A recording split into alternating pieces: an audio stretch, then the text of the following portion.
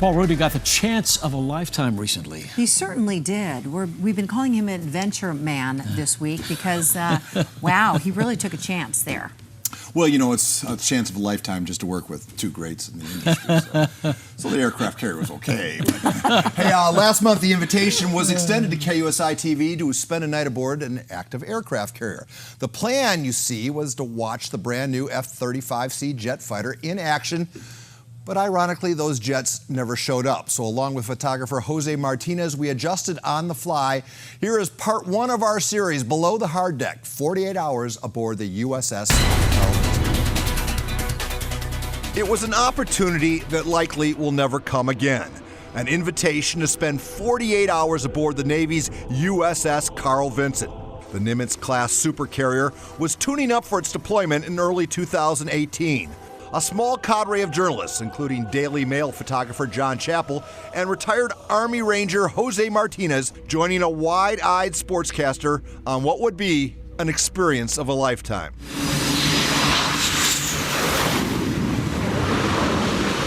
Before we could rethink our decision, our traveling contingent strapped into the C-2 Greyhound that would ferry us to and from the aircraft carrier known as the Gold Eagle.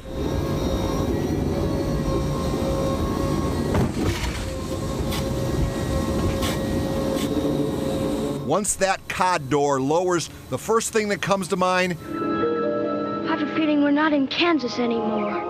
Dorothy, we know exactly how you feel. No matter how much instruction you get, nothing fully prepares you for the sheer volume, heat, and proximity to danger of the flight deck of an active aircraft carrier. The thing that is most likely to get you hurt is falling down the ladder. And the thing that is most likely to get you killed is just about everything up here. Without planes, the Carl Vinson's flight deck seems like a wide-open 4.5-acre parking lot. But add a couple dozen FA-18 Super Hornets, along with other assorted Hornets and Helos, and suddenly you have a valet's worst nightmare. At night, or during the day when I can actually see it, I will taxi myself over the end of the flight deck because the aircraft is still comfortably on the flight deck, but my rear, and basically I sense that my body is over the water, and then I'll do a very sharp turn to avoid continuing off the flight deck. Space is even more confined below deck. Another 20 or so planes are being maintained, repaired, and moved up and down elevators constantly. There's lots of moving parts, requiring a strong emphasis on crew safety. It's your job to move the planes around. We gotta move back. Move back. They call them crunches, you know, when the wings hit each other or the nose or anything. They can always be minor, but even one little scratch on like just the tail of it, one little scratch or something is like 50 grand, something like that. Like, so no room for crashes or anything like that. Do they ever bump? Do we ever have like a little fender bender? We try to minimize that as much as possible, but in any area where you have things moving, it tends to happen, but we keep it to a bare minimum. Do you call an insurance agent, or what happens when you have to? That's not my department, so.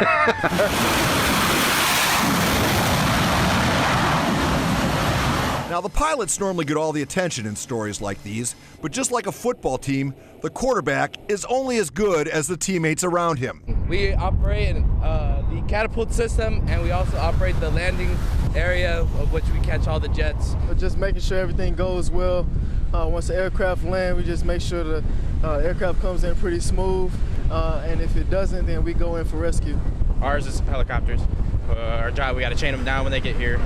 We have to fold them and move them to get them off spot so the fixed wing can come in. The color of your shirt dictates your job on the flight deck, each sailor playing a critical role in a sophisticated ballet in boots that routinely sees the launch and recovery of more than 30 aircraft inside 30 minutes. Once the aircraft gets in the pattern to land, we could actually launch an aircraft, but if we bring an aircraft in and launching them, then they can meet up, and that's where you get the wingman situation and stuff like that.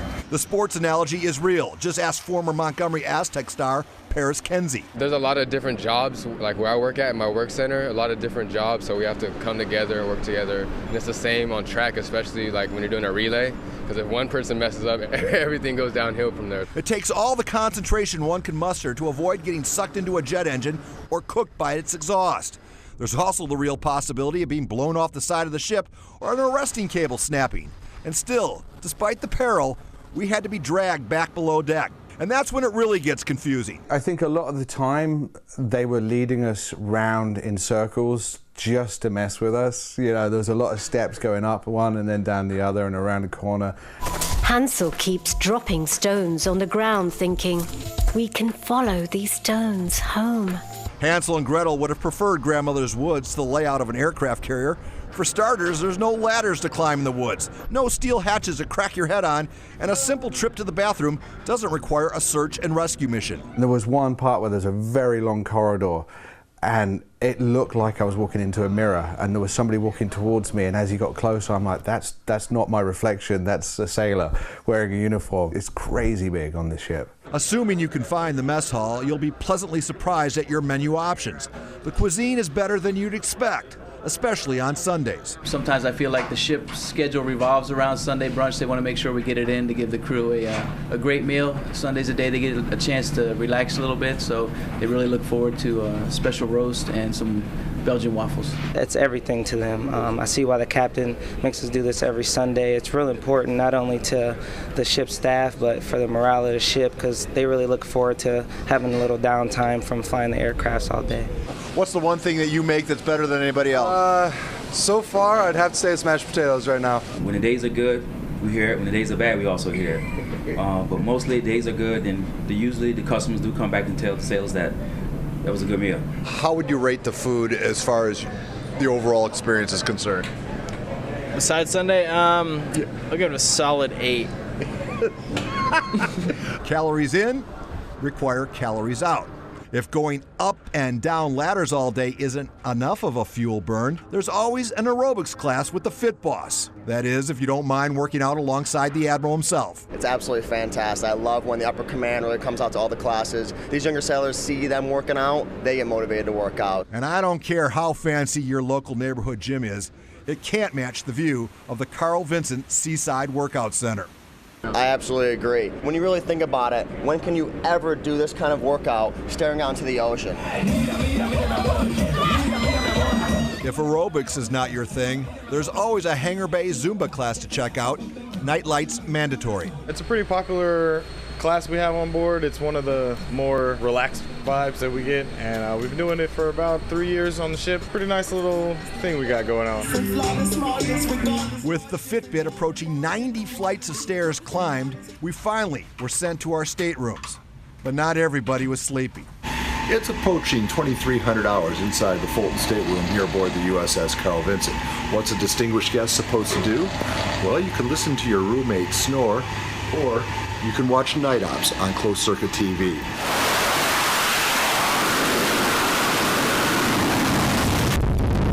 Every naval aviator will tell you that night landings on an aircraft carrier separates the great from the good. In part 2 of our series, we go inside the cockpit of an FA-18 Super Hornet with Lieutenant Commander Brian Sunshine Sinclair. Sunshine has over 600 carrier landings on his resume, many of them coming after the sun goes down. The things you normally rely upon in the day, which would be horizons, being able to see clouds and whatnot up and down, it's black. I want you to picture yourself stepping into a closet and then shutting the door behind you. From somewhere in the Pacific Ocean aboard the USS Carl Vinson, along with photographer Jose Martinez, I'm Paul Rudy, KUSI News. Wow. Sound of freedom. Oh, man. They seem like a family. Big family. You almost have to be when you're squeezed in those tight quarters like that. Kudos, first of all, to Jose Martinez, who shot this whole piece. And man, Was he the snorer? Yeah, he has a deviated septum or something. Sure he does. Okay. But he did great on this, and he made all those pictures possible. But the thing that we were thinking is, we could, for 2 days it was all right, but these guys and gals go out for 6 months plus, and I'm telling you what. It's not a short, it's not, we could complain if the day gets past 8 hours. These guys work and gals work 12, 14, 16-hour days, and that's just their routine. Right. And so, big deal. They get some Sunday waffles on Sunday. Yeah. Jeez, for that 70-hour work week, have a waffle. Well, you got to have something to look forward to after all that time. And that's exactly what that's about. But I have such respect for all the people involved. I went in with respect. I left with even more, which is a hard thing to do. Can't wait to see you tomorrow. Yeah, it's going to be cool tomorrow. Thank you, Paul.